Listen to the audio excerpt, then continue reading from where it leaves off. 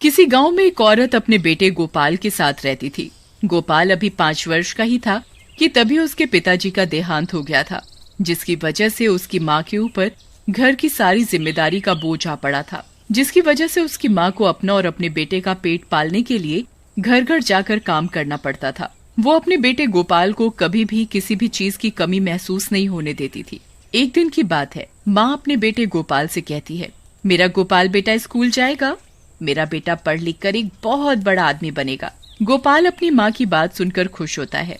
माँ, मैं बड़ा आदमी बन जाऊंगा तो फिर आपको घर घर जाकर काम नहीं करना पड़ेगा। हाँ बेटा, फिर मुझे काम करने की जरूरत नहीं पड़ेगी। अपने बेटे की बात सुन माँ मन ही मन मुस्कुराती है और खुश होती है और वो गोपाल का एक स्कूल में दाखिला करा देती है। और फिर एक दिन, आज गोपाल के स्कूल का पहला दिन था। गोपाल की माँ गोपाल को स्कूल जाने के लिए तैयार कर रही होती है तो वो अपने बेटे गोपाल को समझाती है, बेटा तुम स्कूल में खूब अच्छे से पढ़ाई करना और किसी को भी परेशान मत करना। ठीक है माँ, मैं किसी को परेशान नहीं करूँगा और खूब पढ़ाई करूँगा। पर माँ, अगर मुझे किसी ने परेशान किया तो तब भी मैं किसी को कुछ नहीं बोलूँ। अरे मेरा राजा बेटा, मेरी एक बात याद रखना, तुम अपनी तरफ से कोई गलती मत करना, लेकिन अगर तुम्हें कोई कुछ कहे तो चुप भी मत बैठना। माँ गोपाल को समझाते समझाते स्कूल लेकर जाती है। तभी गोपाल का स्कूल भी आ जाता है और गोपाल स्कूल में चला जाता है। और फिर क्लास में पहुंचकर सभी बच्चे गोपाल से पूछते हैं, तुम्हारा नाम क्या है? मेरा नाम गोपाल है। गोपाल दूसरे बच्चे से पूछता है, तुम्हारा नाम क्या है? मेरा नाम मोहित है। और तुम कहाँ रहते हो? मेरा घर पास ही में है। मोहित और गोपाल दोनों अच्छे दोस्त बन जाते हैं और फिर कुछ देर बाद स्कूल की छुट्टी हो जाती है तो मोहित और गोपाल दोनों साथ साथ घर जाते हैं। तभी मोहित के पिताजी मोहित को घर ले जाने के लिए आते हैं। मोहित बेटा, चलो घर चले। मोहित गोपाल से कहता है, ये मेरे पिताजी हैं। तुम्हारे पिताजी तुम्हें लेने नहीं आए? गोपाल उदास मन से कहता है, मेरे पिताजी नहीं हैं, वो मर गए।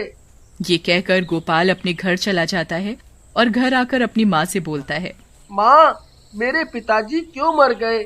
सबके पिताजी स्कूल से लेने आते हैं, पर मेरे तो पिताजी ही नहीं हैं। तू चिंता क्यों करता है, मैं हूँ ना, अब से मैं तुझे स्कूल से लेने आ जाया करूँगी। अब खुश? गोपाल अपनी माँ की बात सुनकर बहुत खुश हो जाता है और उसकी माँ उसे खाना खिलाती है। खाना खाते खाते गोपाल अपनी माँ से कहता है, माँ, आप घर घर जाकर सारा दिन काम करती रहती हो, आप थकती नहीं हो? मेरे गोपाल बेटा, पेट भरने के लिए काम तो करना ही पड़ेगा, तुझे बहुत बड़ा आदमी जो बनाना है। गोपाल अपनी माँ से पूछता है, माँ, क्या ऐसा नहीं हो सकता कि मुझे कोई जादुई चीज मिल जाए जिससे मैं आपके लिए सब कुछ ले सकूं जिसकी आपको जरूरत है? फिर आपको कभी काम करने की जरूरत नहीं पड़ेगी। माँ गोपाल की ऐसी बात सुनकर मुस्कुराती है और गोपाल से कहती है, बेटा ऐसी कोई चीज नहीं होती, तुम फालतू की बातों पर ध्यान मत दिया करो। तभी गोपाल अपनी माँ से बोलता है, माँ, मैं खेलने जाऊँ? हाँ बेटा, पर ज्यादा दूर मत जाना,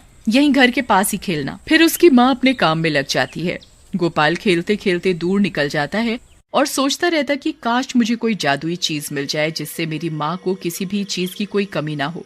वो सोच ही रहा होता है तभी उसे वहाँ एक सड़क पर पड़ी हुई एक अंगूठी मिलती है। वो दिखने में एक अजीब सी अंगूठी लग रही थी और वो उस अंगूठी को उठा लेता है और उसे अपने हाथ में पकड़कर बड़े गौर से देखता है।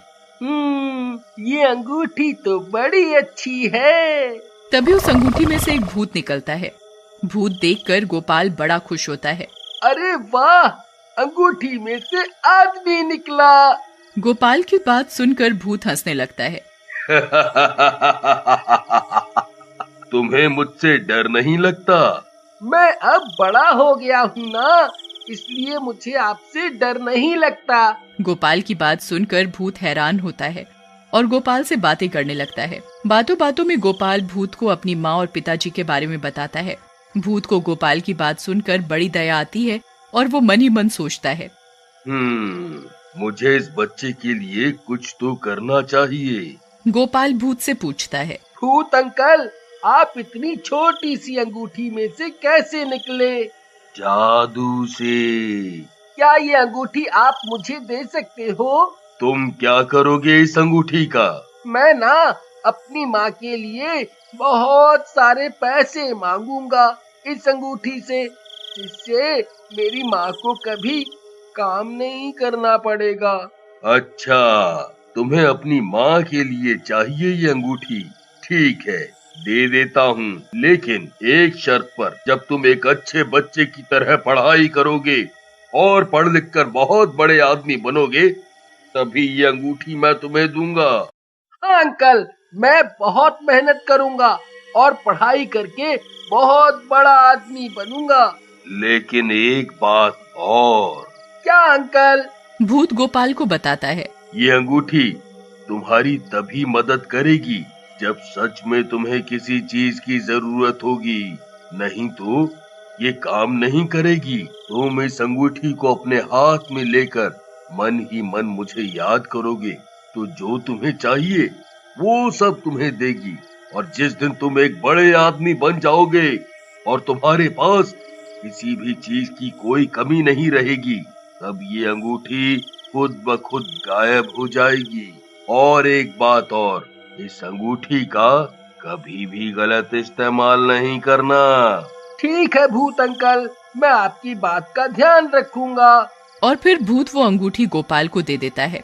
अंगूठी देने के साथ ही भूत गायब हो जाता है।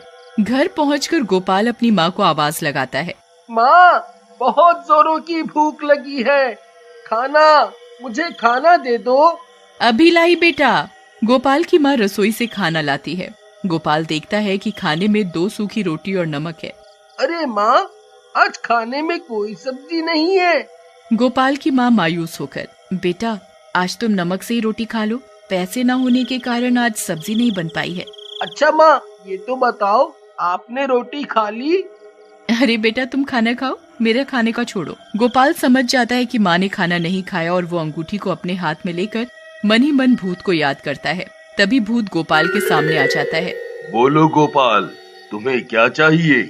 मुझे मेरी माँ के लिए रोटी और सब्जी चाहिए। भूत अपने जादू से देखते ही देखते रोटी और सब्जी उसके सामने ला देता है। फिर भूत गायब हो जाता है। तभी गोपाल अपनी माँ को बुलाता है, माँ आ जाओ, खाना खा लो। माँ रसोई से निकल कर आती है तो हैरान होकर देखती है, अरे बेटा ये इतनी सारी रोटी और सब्जी कहाँ से आई? माँ तुम बस खाना खाओ। गोपाल और उसकी माँ पेट भरकर खाना खाते हैं। खाना खाकर गोपाल को नींद आने लगती है और वो अपनी माँ से कहता है, माँ लगता है आज मैंने ज्यादा खा लिया, मुझे नींद आ रही है, मुझे अब सोना है। फिर गोपाल सोने चला जाता है। गोपाल सो रहा होता है तो माँ देखती है कि उसके हाथ में एक अंगूठी रखी हुई है, तो अंगूठी गोपाल के हाथ से लेकर रख देती है और खुद भी सो जाती है। फिर आधी रात को गोपाल और उसकी माँ सो रहे होते हैं तो गोपाल की माँ को कुछ अजीब सी आवाजें सुनाई देती हैं। आवाज सुनकर गोपाल की माँ की नींद खुल जाती है। वो देखती है कि अंगूठी में से कुछ आवाजें आ रही हैं। अरे ये आवाज इस अंगूठी में से कैसे आ रही है?